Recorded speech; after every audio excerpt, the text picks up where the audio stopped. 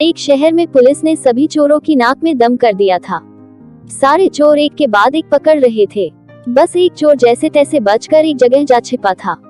तभी उसे एक ख्याल आया कि क्यों न वो भगवा पहनकर साधु बन जाए। ये दुनिया चोर को तो जूता मारती है, लेकिन अगर वही चोर भगवा पहन ले तो उसके पैर में पड़ी रहती थी। इस प्रकार चोर साधु बनकर घूमने लगता है। कुछ दिनों बाद पाखंडी साधु में एक कला थी कि वो बोलने में बहुत माहिर था। प्रवचन तो उसके बाएं हाथ का खेल था। इस कारण साधु की निकल पड़ती है। उसके बहुत से शिष्य बन जाते हैं। कई लोग उसके आगे पीछे घूमने लगते हैं। उसे मुफ्त में खाने को मिलने लगता है। बस उसे सांसारिक जीवन छूटने का डर रहता है। पाखंडी साधु जंगल में अपने शिष्यों के साथ रह रहा था। तभी उसके आश्रम में एक सेठ आया।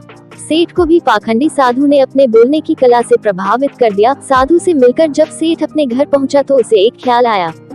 असल में सेठ को एक दुविधा थी। उसके पास बहुत सोना था जिसे चोर के डर के कारण वो अपने घर में नहीं रख सकता था।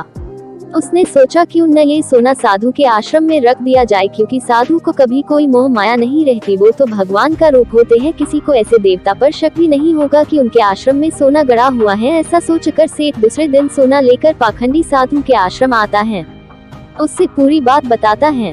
फिर क्या था, पाखंडी साधु का तो दिल गदगद हो गया। उसकी आंखें तो उस सोने की पोटली से हटी नहीं रही थी। उस सेठ ने वो सोने की पोटली आश्रम के एक पेड़ के नीचे दबा दी और वहां से चला गया। अब साधु को नींद कहाँ आनी थी। वो रात भर उस सोने की पोटली के बारे में सोचता रहा। उसने सोचा अगर ये सोना मिल जाए तो जीवन तर जाएगा, सांसारिक सुख भी मिलेगा जो इस भगवा कपड़ों ने छीन लिया है।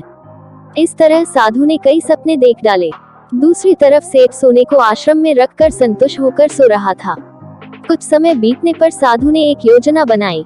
उसने सोचा कि वो इस सोने को लेकर चला जाएगा और सेठ को शक ना हो, इसलिए वो उसके घर जाकर जाने की बात कहेगा ताकि सेठ को ये ना लगे कि साधु सोना लेकर भागा है। अगले दिन साधु सेठ के घर जाता है। सेठ के पास एक व्यापारी बैठ रहता है। साधु को आता देख सेठ खुशी से झूम जाता है और कई पकवान बनाकर खिलाता है। साधु सेठ को अपने जाने की बात कहता है। इस पर सेठ दुखी होकर उसे रोकता है, लेकिन साधु कहता है कि वो एक सन्यासी है, किसी एक जगह नहीं रह सकता। उसे कई लोगों को मार्गदर्शन देना है। ऐसा कहकर साधु बाहर निकलता है और जानबूझकर सेठ के घर का एक तिनका उठा ले जाता है।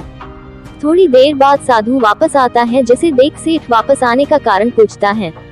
तब साधु कहता है कि आपके घर का यह एक तिनका मेरी धोती में लटक कर मेरे साथ जा रहा था, वही लौटाने आया हूँ। सेठ हाथ जोड़ कहता है इसकी क्या जरूरत थी। तब साधु कहता है इस संसार की किसी वस्तु पर साधु का कोई हक नहीं है। फिर अपनी बातों से वो सेठ को मोहित कर देता है और वहाँ से निकल जाता है।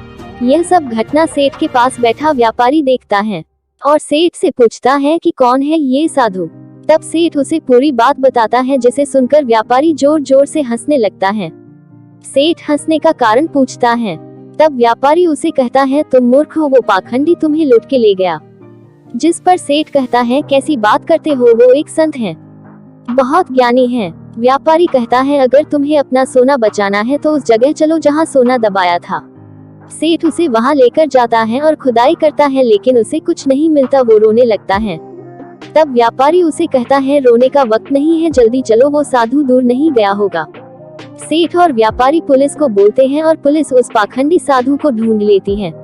तब सभी को पता चलता है कि वास्तव में यह कोई सिद्ध बाबा नहीं, एक चोर था जिसने अपनी बोलने की कला का इस्तेमाल कर कई लोगों को लूटा था। पुलिस से बचने के लिए भगवा पहन लिया था।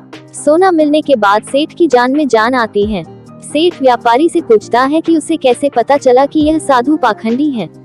व्यापारी ने कहा वो साधु बार बार अपने आप की तारीफ कर रहा था। संत कितने महान होते हैं, बार बार यही दोहरा रहा था, जबकि जो सच मायने में संत होते हैं उन्हें इस बात को दोहराने की जरूरत नहीं पड़ती। इसलिए मित्र, आज के समय में जो भगवा पहन कर प्रवचन देते हैं वो सभी संत नहीं होते। कहानी अच्छी लगी हो तो चैनल को सब्सक्राइब करें और लाइक करें।